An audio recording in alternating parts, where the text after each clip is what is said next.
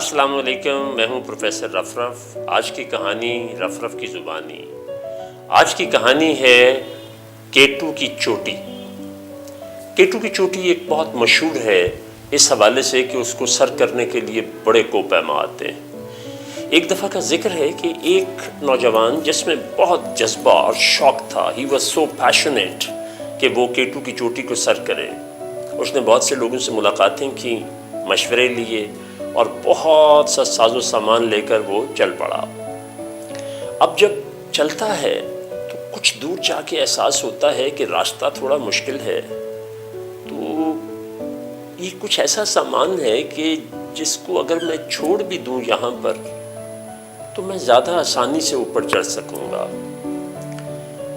اس طرح وہ کچھ دور اور جاتا ہے تو پھر احساس ہوتا ہے کہ یار چلنے میں دقت ہو رہی ہے، تو میں اپنے سامان کا جائزہ لوں کہ کوئی ایسی چیز ہے کہ میں جس کو اگر بیچ میں سے نکال دوں اپنے سامان کے تو میرا گزارا ہو سکے۔ تو وہ جب آن پریورٹیز دیکھتا ہے تو کچھ چیزیں اسے محسوس ہوتا ہے کہ ہاں ان کے بغیر گزارا ہو سکتا ہے، اور پھر جب وہ چلتا ہے تو اپنے آپ کو بہت لائٹ فیل کرتا ہے اور بڑے جوش و جذبے سے اپنے سفر پہ رواں رواں ہو جاتا ہے۔ کچھ دور جب مزید پہنچتا ہے چڑھائی پر تو وہ ظاہر ہے کہ چڑھائی کا عمل ہمیشہ مشکل ہوتا ہے، تو پھر اس کو یہ احساس پیدا ہوتا ہے کہ میں دوبارہ اپنے بیگ کا جائزہ لوں، کہیں اس میں کوئی ایسی چیز ہو کہ جسے میں اگر نکال بھی دوں تو میرے منزل تک پہنچنے میں فرق نہ پڑے۔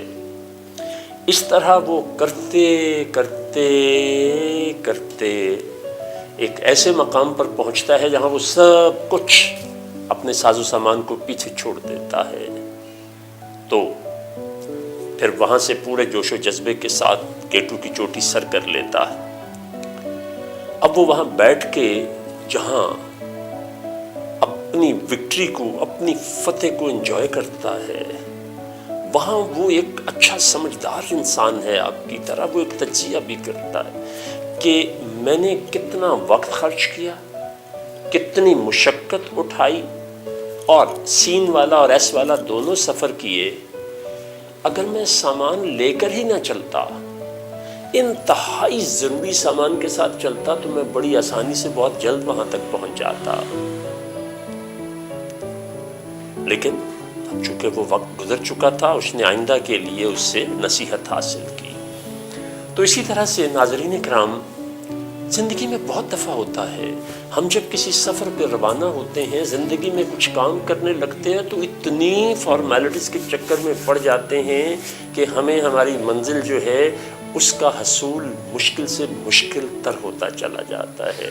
تو اس لیے نظر ہمیشہ اپنے مقصد پہ رکھیں کہ جو آپ کا اصل مقصد ہے اس کے حصول کے لیے جو بہت زیادہ ضروری فارمیلٹیز ہیں، just do only them and go ahead, اپنی منزل کی طرف روانہ ہو جائیں تو بہت آسانی سے کامیابی آپ کے قدم چومیں گی۔ بہت شکریہ۔